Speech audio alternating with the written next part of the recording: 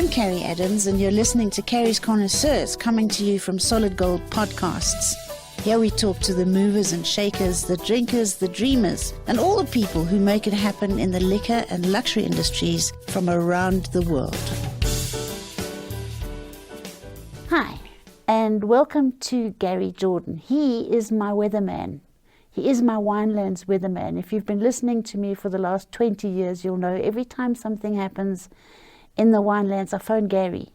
Gary, thanks for joining me on Carrie's Connoisseurs. Thanks, Carrie, and wonderful to be here and to chat about not just the weather, but everything else on your birthday. I know, it's my birthday. I couldn't think of a nicer person to spend it with than you.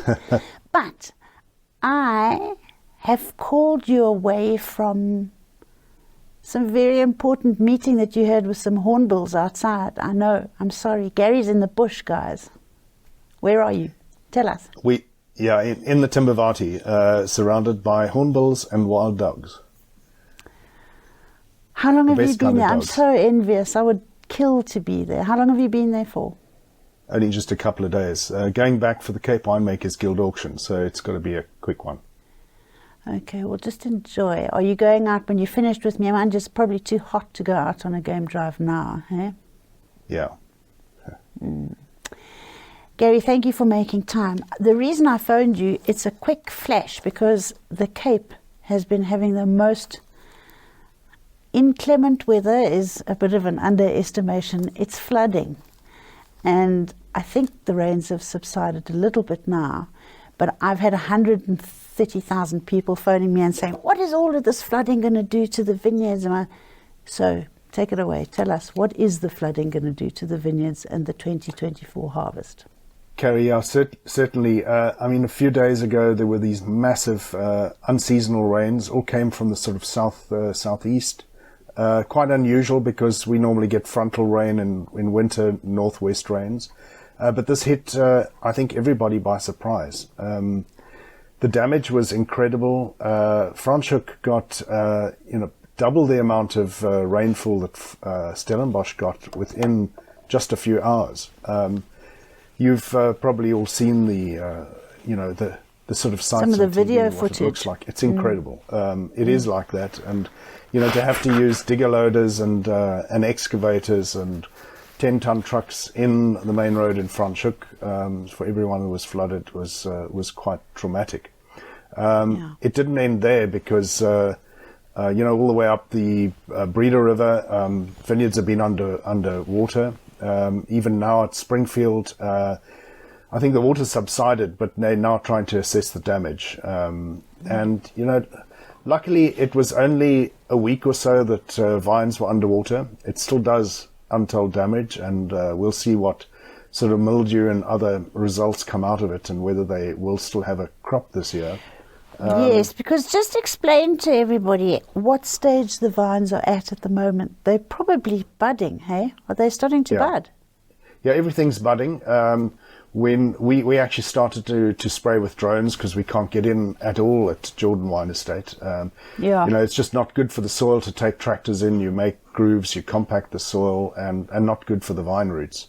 But we were lucky; we got off lightly. But I think the earliest would be like Chenin Blanc and Chardonnay are just a couple of centimeters long.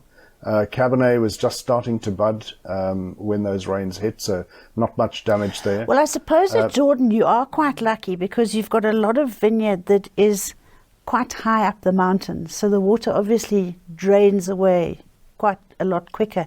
Can you imagine the people who are sitting down like at the bottom of Franschhoek and the bottom of Stellenbosch? Yeah. Well, it's got one way to go. It's in your back door and out the front door, and that's what happened to many, many people. There've unfortunately been quite a lot of dams burst, all around us, even just below Brouwer Routes. One of the dams at Overgaar is breached. There's been a lot of damage. Luckily, not exceptional. I think flooding too much in Stellenbosch, but it isn't the first time. It's happened in June as well. Sorry, you say it's not the first time. It's not the first time this year. No, it's not. These rains have been incredible. Just to give everybody an idea, the average annual rainfall in Stellenbosch is? Yeah. So where we are is about 720 millimeters of rain. It's about the same as what London gets the whole year. And we now are easily over 1,000. But compare that to some other regions. Sam O'Keefe at Lismore, I think in between January and March, she had over 1,000 millimeters of rain, and add this all on top of it. No, it's not going to be good. So let's tell everybody what happens when there's too much rain in the vineyards. You end up with rather thin and dilute wine, don't you? You do, but it's still, luckily enough, it's still very early stage. I think the worst part of it is the damage. There's a lot of infrastructure damage. But vines can recover, particularly now that it's got warmer and the soil's drying out. But it does mean that people can't get into their vineyards, sometimes in the case of inland areas, maybe for a couple of weeks. And that could lead to this mildew and rot, developing on vines.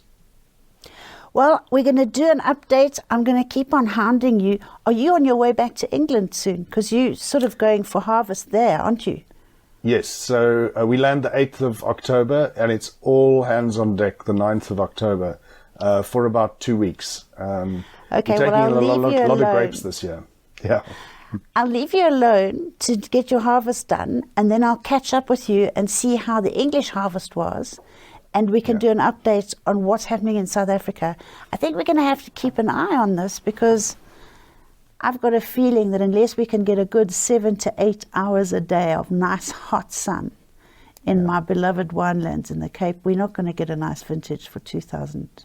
What are we now? Well, 20? let's fingers crossed everything dries out, because dams are full. There's no problem with groundwater, with surface water, but now we just need things to dry out. Enjoy the bush. Thank you, my darling. Thank you for taking time out. Thank you for all the birthday wishes and the love from the Jordans. I'll catch up with you soon.